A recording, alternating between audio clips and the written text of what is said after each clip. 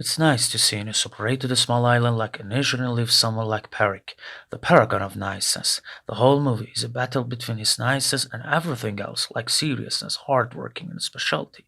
The idea looks silly but familiar. We all sometimes feel it would be better if we were silly for a time. It would be easier, it would be nicer. The way Peric looks makes a miniature donkey a lovely friend.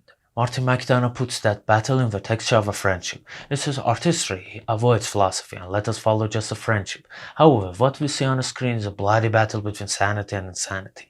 Two old friends, one of them, as I introduce, is Peric, and the other one is Calm, become aliens because of the latter's abrupt decision. As Calm mentioned, he doesn't have time for Peric's dullness anymore. Peric doesn't withdraw. Calm threatens to cut off his own fingers. Everything becomes a mess, but finally there will be some sort of relief. I'm so shocked at what I saw after 1 hour of the movie, that bang at the door. I didn't think Calm was serious about his fate, and it is surprising that I still don't think. Notice that Calm wanted to be away from Peric because of music. His threat, as he told, was a sense for Peric to stop. Calm knows Peric likes him and won't do anything bothering him, so it is a good threat. He even specifies which hand, his left hand, his fatal hand.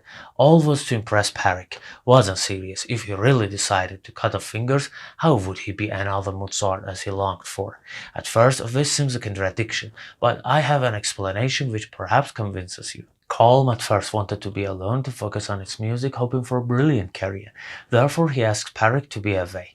But at the night Peric was drawn, Colm found something special in him. That's the most interesting thing he's ever been, he told after drawing Peric's lecture.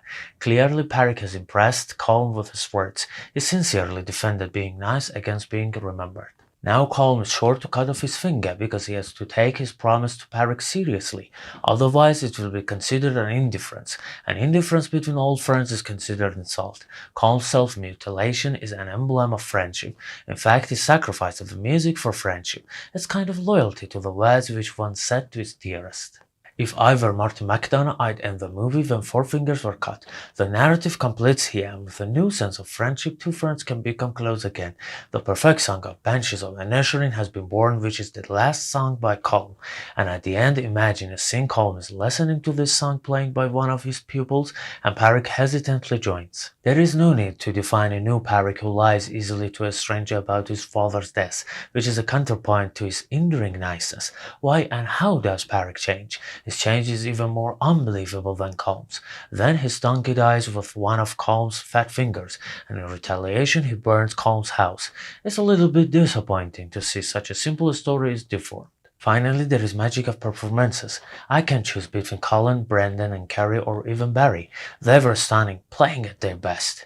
Banshees of Inisherin is a melody for friendship, which was so beautiful for its composer to choose it as his last song in an irreversible way.